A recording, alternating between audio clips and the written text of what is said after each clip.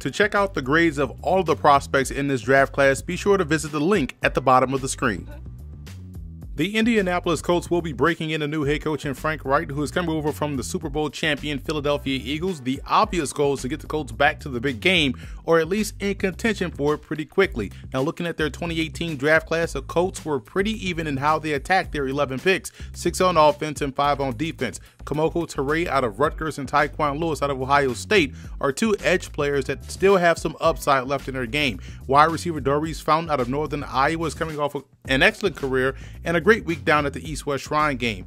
I thought the Colts did a phenomenal job addressing their offensive line, which played solid last year in my opinion, and still has some talented players already in the fold. But when you add guys of the caliber of Quentin Nelson and Braden Smith, you just made that offensive line that much better. I had a higher grade on Smith because of the athleticism and the versatility, but when you're able to get 2 of the top 3 guards in the draft class, you shouldn't have any problem running the ball or in pass pro, and that opens things up for explosive talents like Nyheim Hines out of North Carolina State. He spent time as a full-time running back last year after playing more of a receiver combo role earlier in his career. He's also a world-class sprinter, and when you combine his football talents with his speed behind this offensive line, you have to be excited about what he can bring to the table as a rookie for the Colts.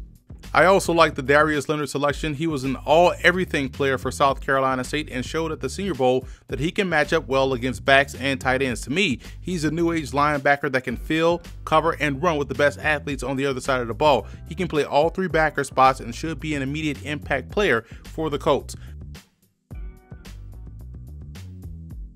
Steve Ishmael was one of the more underrated prospects in the draft class. When wide receiver prospects came up, his name was never mentioned, but all he did was come through in the clutch for Syracuse last season, and he's got excellent hands and a knack for making a big play. Chris Cooper is a really good football player. He can also be classified as a combo safety. He's a good open field tackler with a high football IQ and doesn't take bad angles to the football. He's one of 2 players that stood out all week long at the Tropical Bowl that are now Indianapolis Colts.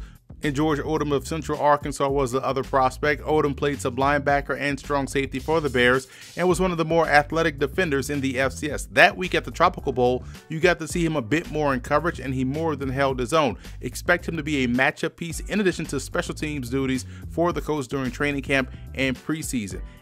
And prior to an injury, Sky Moore's trajectory was pretty high. He's a guy that can get from point A to point B in an instant and has the ability to match up versus backs in a passing game.